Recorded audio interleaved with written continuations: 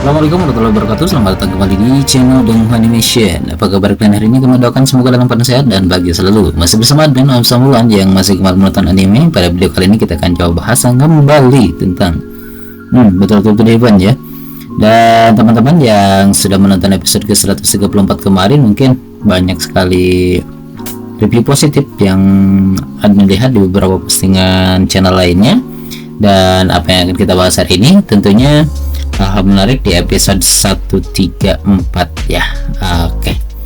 Dan admin sudah berada di Weibo resminya. Jadi bagi teman-teman yang tertarik untuk membahas episode ke-134, di mana di episode ini kita bisa lihat bahwa di episode 134 yang pertama ialah Xiaoyan memimpin tim ya untuk kembali ke reruntuhan Doseng yang awalnya sudah dipersiapkan oleh Feng Xian. Sebagai informasi bahwa di reruntuhan Doseng ini misi utama dari Xiaoyan dan kawan-kawan adalah mencari buah esensi jiwa untuk bisa memperbaiki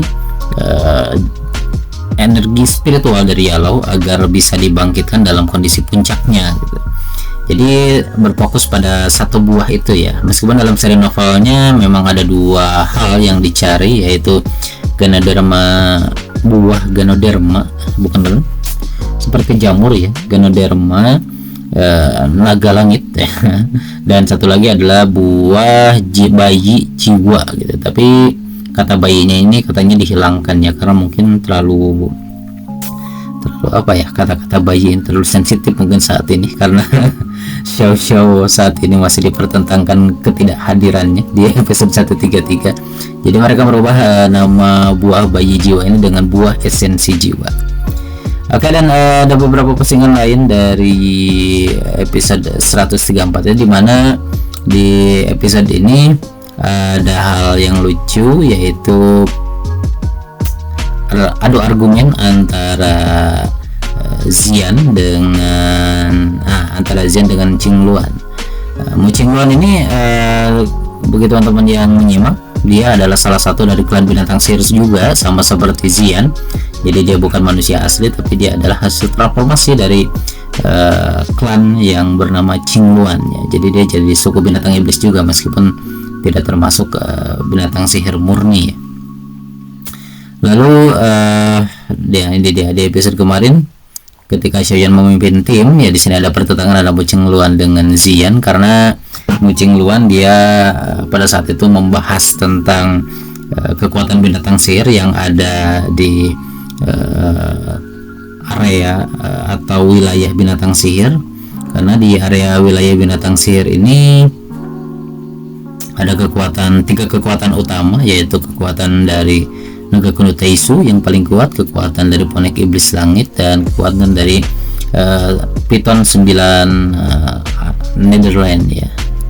Dimana kekuatan Piton 9 ini adalah salah satu juga kekuatan yang kuat, dan diklaim di sana dari episode 133 ini bahwa yang mungkin yang patut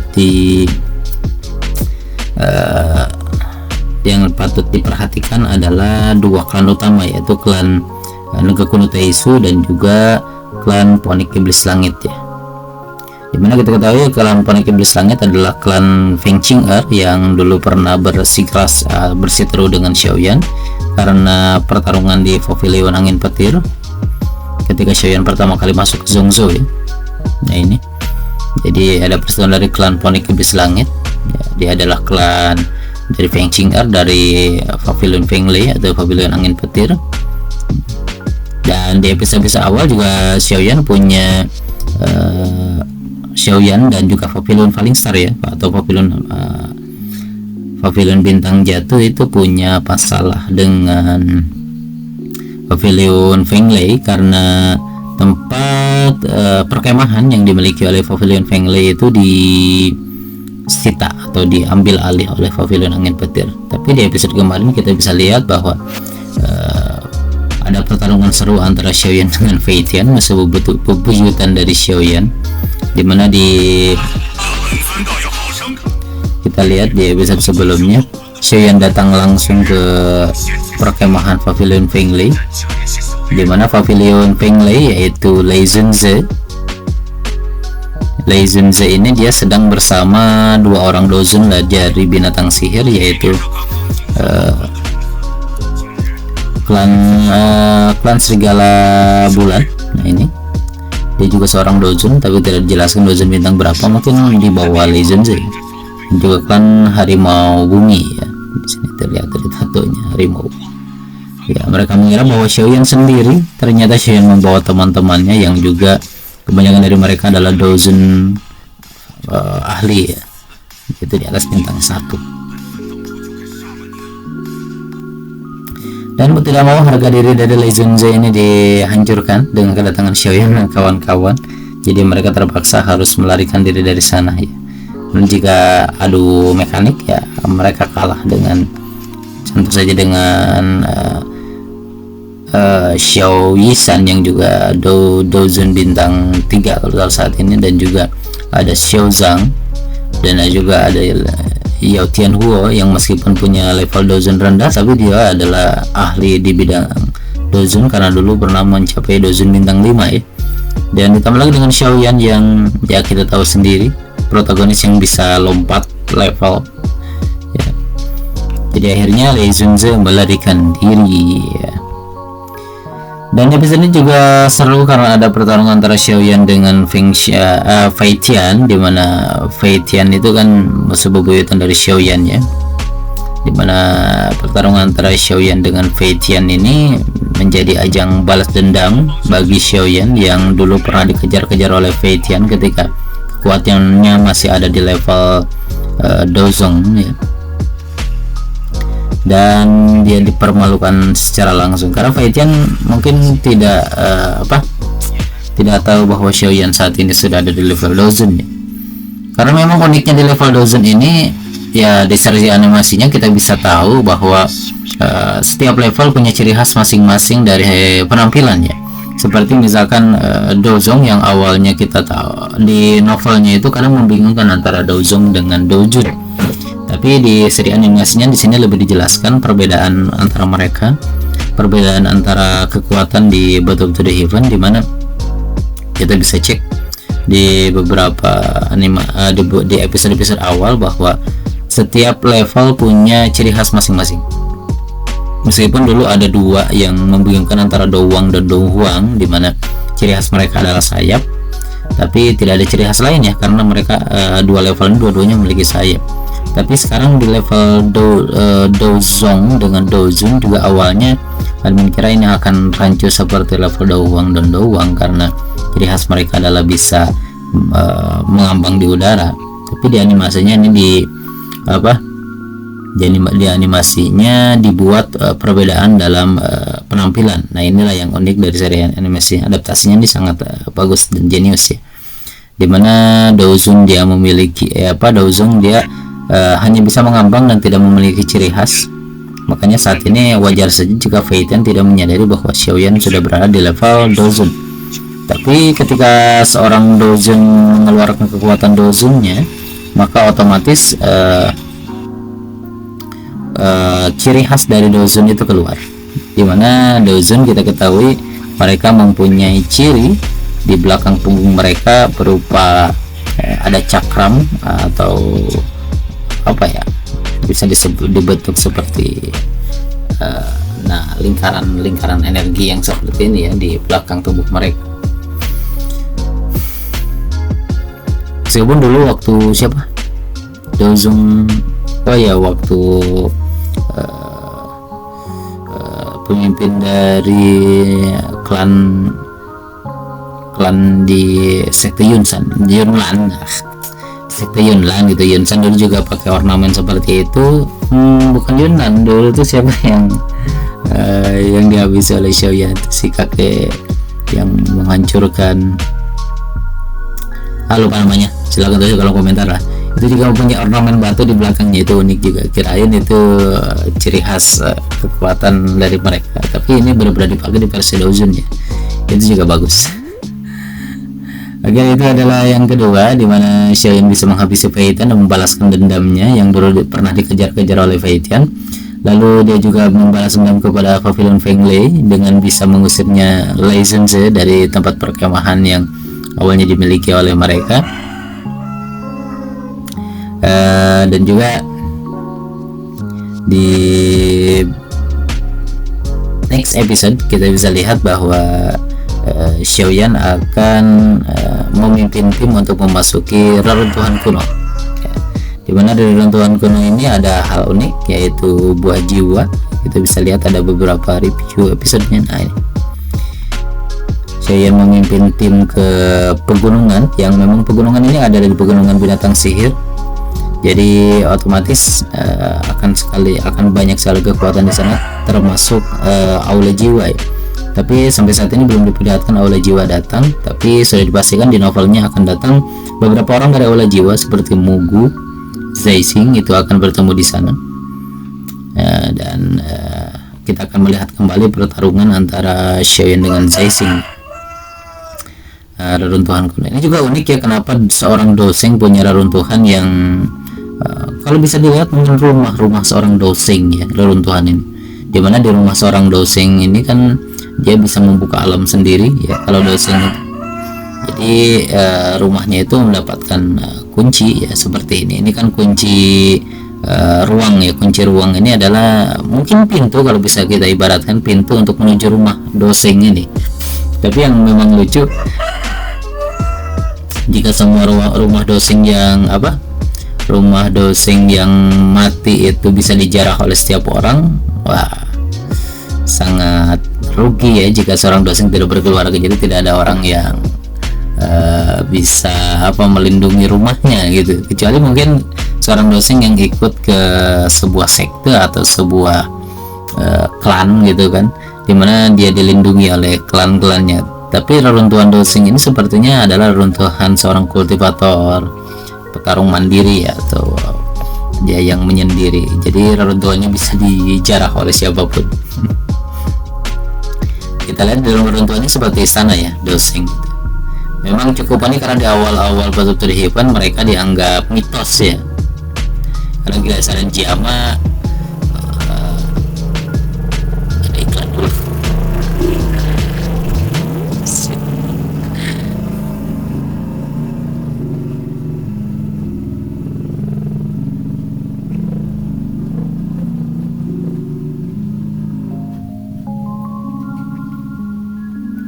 Karena di Kekaisaran Jama itu masih jarang orang punya kekuatan di atas level Douhuang atau The Emperor. Ya, ini masih di tampilan Xiaoyan. Di sini di belakangnya diperlihatkan ada seorang master dari klan ular. Sepertinya ini dimana Xiaoyan sudah bertemu dengan Qinglin, ya. Xiaoyan menggunakan api putih. Kemungkinan ini adalah proses dimana Xiaoyan nanti memurnikan tubuh dari Yalau. Nah, di sini Qinglin sudah tidak memakai topeng. Nah, itu artinya saat ini Qinglin sudah bertemu dengan Xiaoyan. Ini sepertinya Xiaoyan yang membantu Qinglin bertarung, ya. Serta Peng Qing'er juga masuk ke reruntuhan doseng tersebut, ya. Akan ada pertarungan kembali kayaknya Xiaoyan dengan Peng Qing'er. Lalu Xian dalam versi dewasa berhadapan dengan iblis langit. Sepertinya, ya, ini akan menjadi pertarungan epic, ya, antara dua klan besar. Ini adalah teknik dari seorang doseng yang nantinya akan diwariskan kepada Xiaoyan. Tapi lupa namanya. Tapi seperti black hole, ya, kekuatannya ini. Memang di versi animasi juga seperti itu, ya. Ya, dengan black hole ini dia bisa menghancurkan semua kekuatan Dozun dengan tekniknya. Dimakan oleh teknik yang baru ini. Nah, di sini Xiaoyan masih menggunakan sayap iblis langit, ya. Kenapa, ya, Xiaoyan masih menggunakan sayap ini, ya? Cukup aneh memang. Kenapa Xiaoyan masih menggunakan sayap ini? Padahal dengan kekuatan dia yang sekarang juga kan itu sudah sudah cukup overpower gitu. Tapi dia masih menggunakan sayap ini. Mungkin ini akan menjadi alasan kenapa nanti Xiaoyan akan mempunyai permusuhan yang lebih dengan klan Punik Iblis Langit, ya. Atau mungkin ini adalah efek yang keluar ketika mereka bertemu dengan Punik Iblis Langit kuno, ya. Oke, itu beberapa ulasan dari bab reruntuhan doseng, ya. banyak memang scene-scene baru yang nanti akan ditampilkan. Orang-orang baru tentunya yang baru nanti ada Qinglin akan bertemu dengan Xiaoyan dan akan mengikuti Xiaoyan menjadi pembantu Xiaoyan untuk pertarungan selanjutnya. Apalagi nih postingan barunya. Mungkin yang lebih unik nanti kita akan bahas tentang perubahan dari Yalou yang sudah dibangkitkan ya. Penampilan pertama dari seorang Banseng. Seorang Banseng itu adalah seorang yang memiliki kekuatan setengah dosain, dimana seperti Alvin katakan tadi bahwa dalam Battle to the Heaven akhirnya di seri animasinya ada hal yang unik, yaitu perubahan fisik dari seorang kultivator dalam Battle to the Heaven. Mungkin kita buat di video selanjutnya ya. Yang jelas di episode-episode mendatang kita akan disuguhkan dengan berbagai pertarungan level Dozong, karena level Dozong di sini sudah tidak dihitung. Dan ini penampilan dari Yalou. Dari Yalou ini akan kembali ke penampilan puncaknya ketika Xiaoyan nanti sudah memurnikan tubuh dari Yalou dengan menggunakan 3 api ya. Apakah di sini sudah ada tampilannya? Admin lupa nih, enggak ada. Nah, yang jelas dalam Battle to the Heaven nanti Xiaoyan akan menggunakan pil penumbuh tulang dan pencair darah dan untuk pembangkitan Yalou. Dan ada yang unik dari tubuh yang disiapkan oleh Xiaoyan. Tubuh utama dari seorang Dozong ya, sorry. Tubuh dari Dozong ini di beberapa novel disiapkan oleh Feng Xian, karena Xiaoyan hanya dibebankan untuk mencari buah esensi jiwa oleh Feng Xian, sementara bahan-bahan lainnya akan disiapkan oleh Feng Xian. Jadi Xiaoyan hanya punya beberapa esensi binatang sihir, yaitu binatang iblis ponik, itu juga dimasukkan ke dalam tubuh Yalou, dan juga lengan dari seorang Dosing. Itulah kenapa ketika Yalou nanti dibangkitkan dia langsung menembus Banseng, karena Xiaoyan menggunakan salah satu bagian tubuh dari runtuhan Dosing tadi. Dia menggunakan 3 buah api ya untuk melaksanakan tubuh. Dan ada hal yang unik memang dimana tubuh dari Yalou ini akan sedikit unik, karena ada yang bilang bahwa sedikit berbeda ya dari seri perwajahan. Kita tidak tahu apakah mungkin akan menjadi bahasan unik lainnya, dimana apakah ketika kebangkitan seseorang itu akan wajahnya akan sama dengan tubuh yang dipakai, atau memang seseorang di level Banseng itu bisa merubah wajahnya menjadi kembali ke bentuk awalnya gitu. Karena kita tidak tahu bahwa badan yang disiapkan apakah berbentuk tulang kah atau masih lengkap perwajahannya seperti Yunsan yang dibuat oleh Xiaoyan ya, kita tidak tahu. Tapi dari seri perwajahan pikiran memang ada sedikit berbedanya dibanding dengan versi Yalou yang sebelumnya, atau memang ini adalah versi yang kemarin aja yang dipakai. Nah, ini adalah perbedaan Dojun dengan Banseng. Di sini ada pita transparan. Ini akan kita bahas di video selanjutnya ya, tentang perubahan fisik dari seorang kultivator dalam Battle to the Heaven. Oke teman-teman, itu saja yang bisa kita bahas di video singkat kali ini. Jadi mengenai perubahan tubuh dari Yalou kita akan bahas di video unik lainnya. Oke, terima kasih buat teman-teman yang sudah menyimak video sampai akhir. Kita akan berjumpa lagi di video selanjutnya. See you next time. Salam dan walaupun.